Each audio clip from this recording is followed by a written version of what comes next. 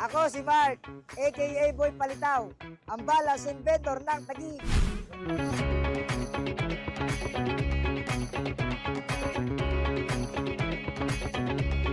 Tinawag po ako ng Boy Palitaw dahil sa pagbebenta ko ng palitaw tsaka yung pang-discarte ko po na nakabalat sa ulo.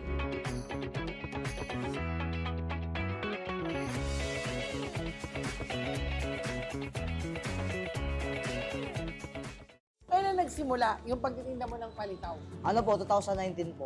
Nagluluto na po yung mama ko ng palitaw. Nagigising po ako ng 5, nagluluto na po ako ng paninya sa umaga.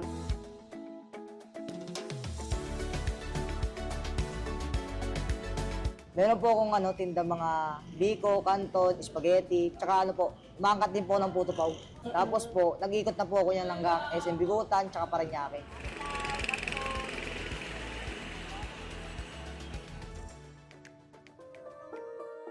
Grade 11 na po ako, kaso modular lang po ako. Para po makatulong po sa magulang ko. Pinakasagad po niyan, 8 po. Pag sobrang daming laman po, umabot po siya ng 30 kilos po. Tapos nagbabay ka pa po, syempre mahangin. Pag may dinadaanan po ako, bigla po silang tumatawag sa akin. Bili daw po sila ng palitaw kasi umanga po sila sa talento ko. Suki na po namin yan. Pag dumadaan po rito, talagang automatic bumibili po kami.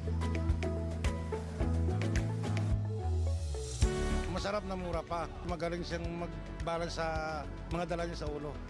Nakakabilib po na nakaka-inspire na may mga ganong taong naghahanap po ng parehas. Talaga masarap pa panin ni Mark talaga eh. Sarap. Gusto po maging businessman po para matulungan ko po yung mama ko. Tsaka para po may matulungan din po ako ng mga tao. Dalawa lang po kami ni mama eh. Kaya po, ayun po talaga, nilalagyan ko ng expression. Yung pagtulong ko sa magulang ko. Lahat po ng mga kinikita ko, binibigay ko kay mama.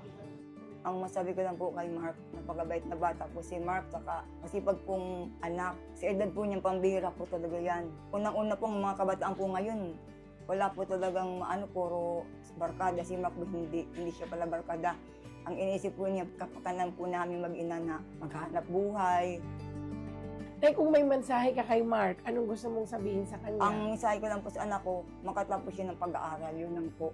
Para sa kinabukasan niya, kasi pag may pinag-aralan ka, hindi yan mananakaw kahit sino.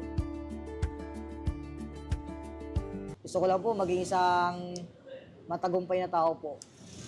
Tapos po, sakto lang po, hindi lang po mayaman. Yung lang po, balanse lang po. Yun po.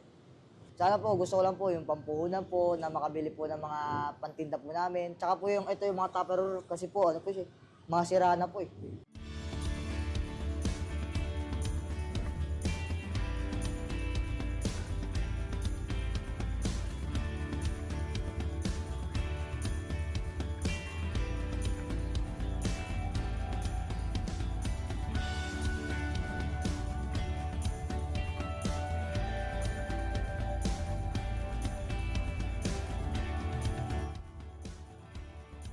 Magandang araw. Hi, Mark! Ayan, dahil mabait, mapagmahal, at masipag kang anak, syempre, may reward si Senator Raffy Tulfo sa'yo. Eto, ayan, dala na namin yung mga bigay niya sa'yo. Eto yung pwede niyong magamit para sa negosyo mo at syempre yung pangkabuhayan niyo ng iyong nanay. Ayan.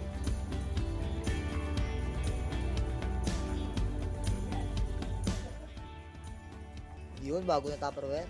Oh, di ba?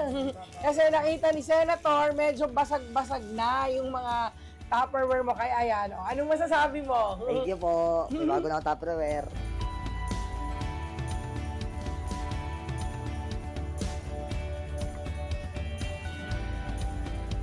Oh, Nay, ito yung mga kailangan mo para lalong sumarap yung pagluluto mo.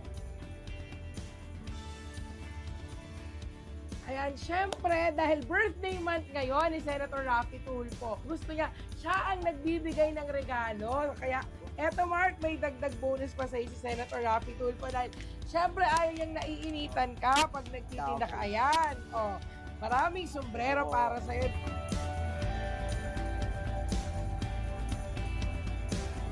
At syempre, hindi lang yan. Ayan, dito mo ilalagay yung mga kikitain mong limpak-limpak, di ba? Siyempre, terno kayo ni Mother, di ba? At siyempre, gusto ni Senator, pag nagtitinda ka, pogi-pogi, ayan, kaya may t-shirt, di ba? At siyempre, pati rin si Mother, twinning kayo, di ba? Ayan po, okay po.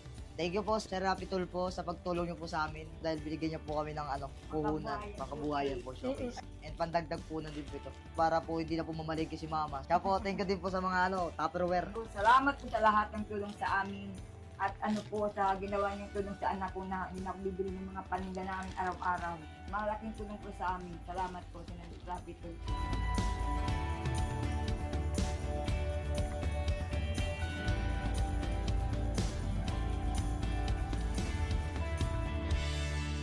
Thank you po, Senador Rapi Tulfo.